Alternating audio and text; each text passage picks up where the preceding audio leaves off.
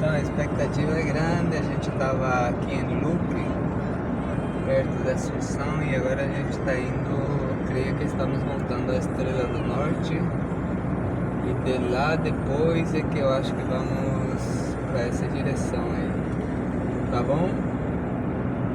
Então Deus que abençoe vocês, que sigam sempre fiel, constante, com a ajuda de Deus, e assim vamos alcançar a salvação. Um grande abraço.